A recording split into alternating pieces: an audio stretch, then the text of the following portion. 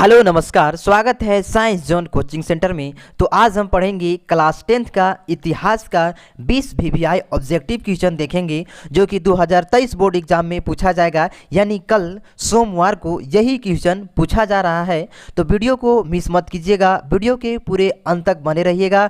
VVI question है, board exam में यही क्वेश्चन पूछा जाएगा, तो आप वीडियो के अंत तक बने रहिए। तो चलिए हम स्टार्ट करते हैं पहला क्वेश्चन से। पहला क्वेश्चन है, फ्रांस की क्रांति कब हुई? तो 4 ऑप्शन दिया जाएगा, जिसमें से एक ऑप्शन को सही करना है। तो चलिए हम ऑप्शन देखते हैं। पहला ऑप्शन है 17 जुलाई 1789 में, दूसरा ऑप्शन है 4 जुलाई 1776 में, तीसरा ऑप्शन है 15 अगस्त 1947 में, चौथा ऑप्शन है 26 जनवरी 1950 में। तो इसका सही आंसर ये हो जाएगा 17 जुलाई 1789 में फ्रांस की क्रांति हुआ था।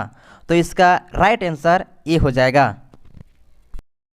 दूसरा क्वेश्चन है, फ्रांस की क्रांति के समय फ्रांस में किस प्रकार का शासन था? पहला ऑप्शन है राजतंत्र, दूसरा ऑप्शन है निरंकुश, तीसरा ऑप्शन है एक और दोनों, चौथा ऑप्शन है इनमें से कोई नहीं। तो इसका सही आंसर सी हो जाएगा, एक और दोनों। राजतंत्र और निरंकुश दोनों फ्रांस की क्रांति के समय फ्रांस में शासन था। तीसरा क्वेश्चन है, साइमन कमीशन भारत कब पहुंचा? तो साइमन कमीशन भारत कब पहुंचा था?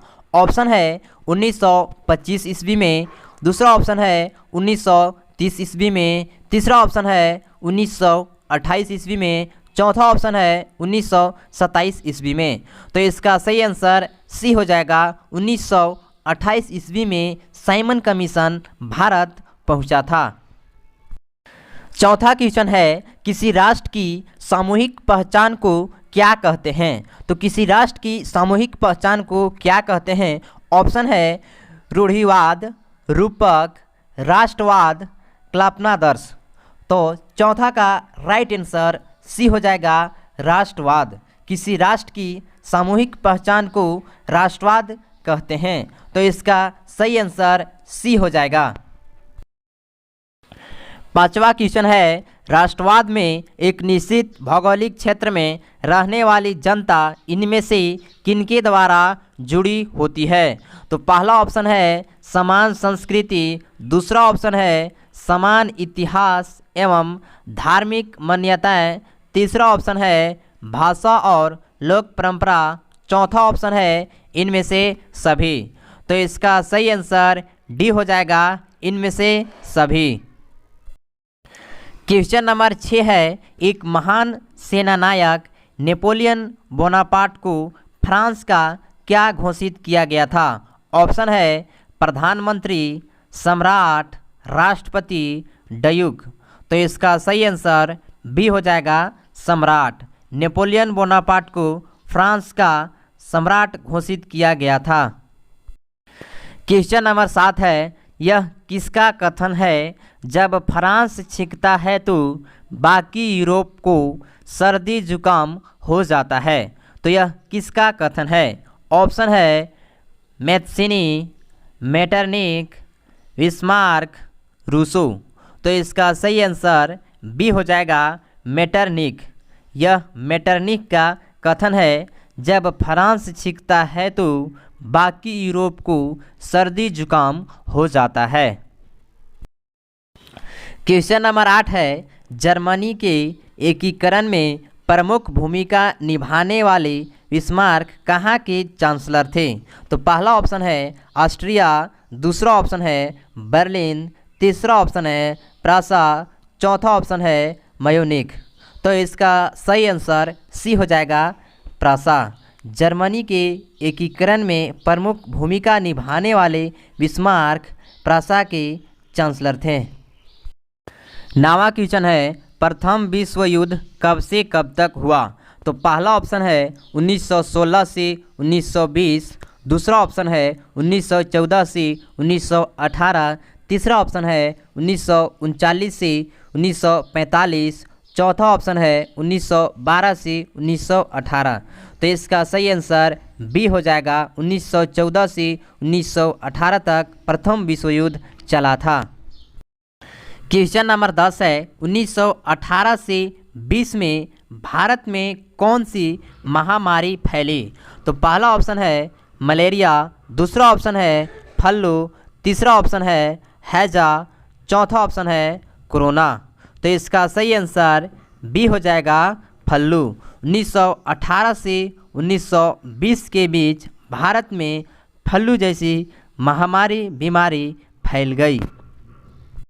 क्वेश्चन नंबर 11 है महात्मा गांधी दक्षिण अफ्रीका से भारत कब लौटे थे? तो पहला ऑप्शन है 1915 में, दूसरा ऑप्शन है 1916 में, तीसरा ऑप्शन है 1917 में, चौथा ऑप्शन है 1918 में। तो इसका सही आंसर ए हो जाएगा 1915 में। महात्मा गांधी दक्षिण अफ्रीका से भारत 1915 में लौटे थे। क्वेश्चन नंबर 12 है जलियांवाला बाग हत्याकांड कब हुआ? तो पहला ऑप्शन है 13 अप्रैल 1919 में, दूसरा ऑप्शन है 15 अप्रैल 1919 में, तीसरा ऑप्शन है 20 अप्रैल 1919 में, चौथा ऑप्शन है 25 अप्रैल 1919 में। तो इसका सही आंसर ए हो जाएगा 13 अप्रैल 1919 में जलियांवाला बाग हत्याकांड हुआ था। क्वेश्चन नंबर 13 है हिंद स्वराज नामक पुस्तक की रचना किसने की?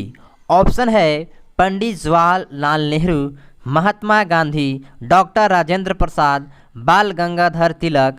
तो इसका सही आंसर बी हो जाएगा महात्मा गांधी। हिंद स्वराज नामक पुस्तक की रचना महात्मा गांधी किए थे। क्वेश्चन नंबर 14 है 1890 के दशक में अफ्रीका के मवेशियों में कौन सी बीमारी बहुत तेज़ी से फैल गई? तो पहला ऑप्शन है चेचक, रिंडरपेस्ट, निमोनिया, चर्म रोग। तो इसका सही आंसर बी हो जाएगा रिंडरपेस्ट। 1890 के दशक में अफ्रीका के मवेशियों में बहुत तेज़ी से रिंडरपेस्ट बीमारी फैल गई थी। क्वेश्चन नंबर 15 है स्पिनिंग जेनी नामक कताई मशीन का आविष्कार किसने किया? तो पहला ऑप्शन है जेम्स वाट, दूसरा ऑप्शन है निकलसन, तीसरा ऑप्शन है जेम्स हारग्रीव्स, चौथा ऑप्शन है आर्क राइट। तो इसका सही आंसर सी हो जाएगा जेम्स हारग्रीव्स स्पिनिंग जेनी नामक कताई मशीन का आविष्कार किया था। क्वेश्चन नंबर 16 है स्पिनिंग जेनी ने किस प्रक्रिया में वृद्धि की? तो पहला ऑप्शन है कताई, बुनाई, छपाई, रंगाई। तो इसका सही आंसर ए हो जाएगा कताई। स्पिनिंग जेनी मशीन ने कताई प्रक्रिया में वृद्धि की थी। क्वेश्चन नंबर 17 है मार्टिन लूथर कौन था? तो मार्टिन लूथर कौन था? पहला ऑप्शन है धर्म सुधारक, वैज्ञानिक, नाविक, किसान। तो इसका सही आंसर ए हो जाएगा धर्म सुधारक। मार्टिन लूथर धर्म सुधारक था। क्वेश्चन नंबर 18 है किसने कहा मुद्रण ईश्वर की दी हुई महानतम देन है, सबसे बड़ा तोहफा है? तो पहला ऑप्शन है गुटेनबर्ग, गोखले, मार्टिन लूथर, तिलक। तो इसका सही आंसर सी हो जाएगा मार्टिन लूथर। मार्टिन लूथर ने कहा मुद्रण ईश्वर की दी हुई सबसे बड़ा तोहफा है। क्वेश्चन नंबर 19 है विश्व में सर्वप्रथम मुद्रण की शुरुआत कहाँ हुई? तो पहला ऑप्शन है भारत, जापान, चीन, अमेरिका। तो इसका सही आंसर सी हो जाएगा चीन। विश्व में सर्वप्रथम मुद्रण की शुरुआत चीन में हुआ था। क्वेश्चन नंबर 20 है लास्ट क्वेश्चन है औद्योगिक क्रांति सर्वप्रथम किस देश में शुरू हुई? तो पहला ऑप्शन है अमेरिका, दूसरा ऑप्शन है इंग्लैंड, तीसरा ऑप्शन है फ्रांस, चौथा ऑप्शन है चीन। तो इसका सही आंसर बी हो जाएगा इंग्लैंड। औद्योगिक क्रांति सर्वप्रथम इंग्लैंड देश में शुरू हुआ था। यदि आप अभी तक हमारे चैनल को लाइक सब्सक्राइब नहीं किए हैं तो कर दीजिए, हम इसी तरह से वीवीआई क्वेश्चन अपलोड करते रहते हैं।